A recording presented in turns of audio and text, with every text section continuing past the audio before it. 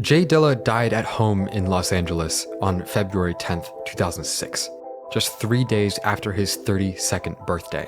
After fighting illness for years, he succumbed to a combination of lupus and a rare blood disease that left him so weak he was unable to walk and could barely find the strength to talk. But while he struggled to survive during his final days, he was working around the clock on the most important piece of art he would ever create: Donuts. 29 out of 31 tracks on Donuts were recorded in a hospital in LA in the summer of 2005, while Dilla underwent a number of invasive and expensive procedures, including dialysis. He made the album with his mother by his side, massaging his fingers when the pain from his illness made him too weak to control his sampler and record player. After some delays, Donuts was released on February 7th, 2006, Dilla's birthday. His friends Madlib, Peanut Butter Wolf, Egon, and J-Rock visited him on the day of the album's release, only to find him at home, unable to speak or even gesture weakly. 3 days later, Dilla went into cardiac arrest and passed away at the age of 32. But the end of his life didn't spell the end of his artistic legacy. In fact, Dilla's music has only become more appreciated and more influential over the years, with Donuts now being considered one of the best instrumental hip-hop albums of all time, and one of the best albums of its decade. Many people even consider Dilla the inventor of lo-fi hip-hop, and one of the most influential producers in the history of the genre. Let's talk about that. There are so many skills that go into making a good beat. You have to choose good snares, kicks, bass, hi-hats.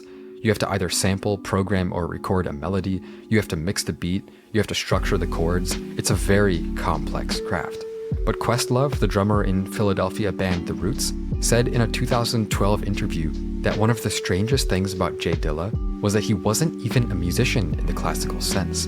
He just had a sound in his head and was able to put it onto tape flawlessly. He clarified what he meant with a story from the recording sessions for Welcome to Detroit, Dilla's debut album. The day after he recorded Think Twice for Welcome to Detroit, I look at the drum set and I was like, wait, you recorded that on this? And it was the most dingiest, dirtiest, not even secondhand. It looked like the Fat Albert Junkyard Gang drum set. Screws were missing, some of the heads were broken. Matter of fact, he didn't even use real drumsticks on Think Twice. He used a vibraphone mallet, and he had a broken drumstick that he got some toilet paper from the bathroom and some rubber bands.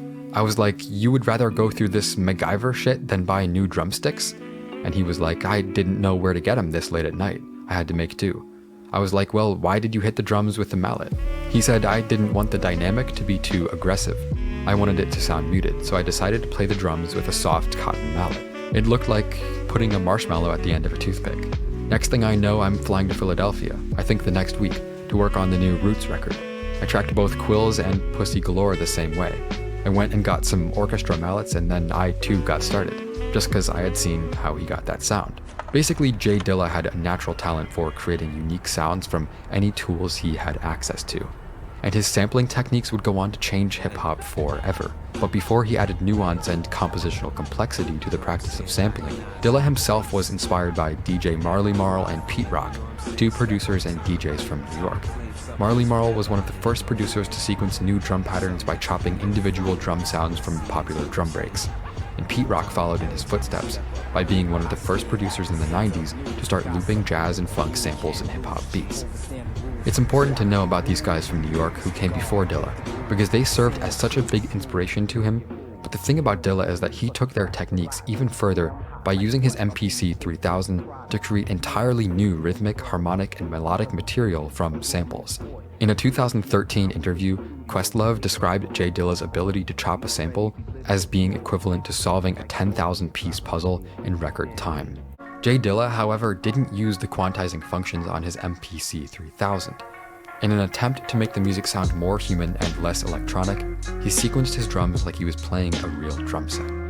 This resulted in his kick patterns often being completely offbeat in relation to the rest of the percussion. But thanks to his incredible talent, he was able to create laid-back, comfortable-sounding beats that just worked. Dilla was also known for the way he used his Moog synth to create bass lines. Before Dilla, hip-hop bass lines were most often just sampled from older music genres like funk or soul. such as Dr. Dre's frequent use of George Clinton bass lines.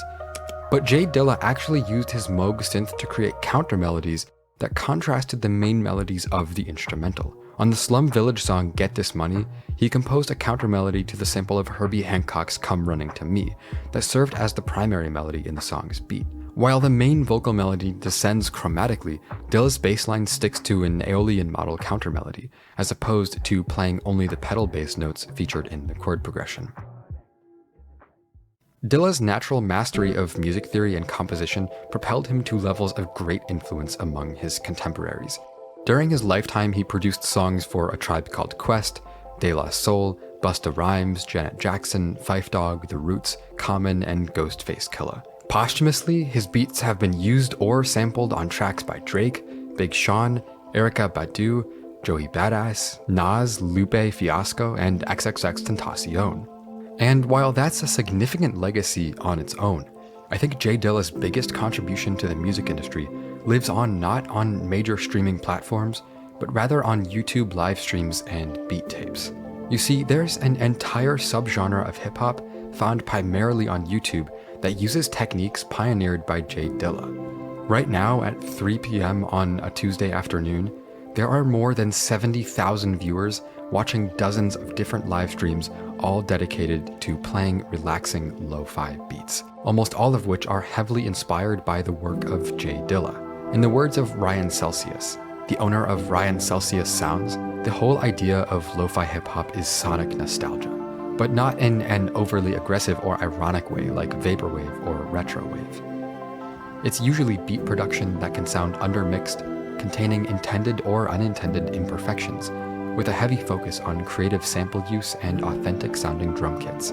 It's usually a tape hiss or some analog distortion set against a simple set of drum loops and an incredible sample selection. In short, the sound of lo-fi hip-hop is taken directly from the playbook of Dilla.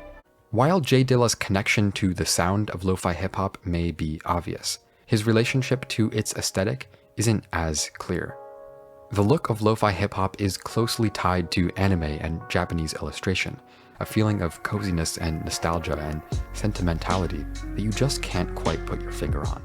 The influence of Dilla on mixing and arrangement fits perfectly with that sentiment. His use of vinyl static and rough mixing, relaxed, laid-back drum sequences, and beautiful melodies would go on to inspire thousands of producers to chase the lo-fi sound, creating music for quiet moments of focus, concentration, and appreciation. In the same way Dilla kept a collection of more than 7,000 vinyl records, lo-fi producers today pour through obscure recordings uploaded to YouTube to find the perfect sample. Though he died without reaching the full recognition his talent deserved, Dilla's legacy lives on today online, with new young fans all over the world falling in love with his work and the massive community he influences to this day. And his work is far from forgotten in the industry, too. In addition to the production credits I mentioned earlier, his instruments are displayed in the Smithsonian National Museum of African American History. And it all started with a kid from Detroit who had a crate of records and an MPC 3000.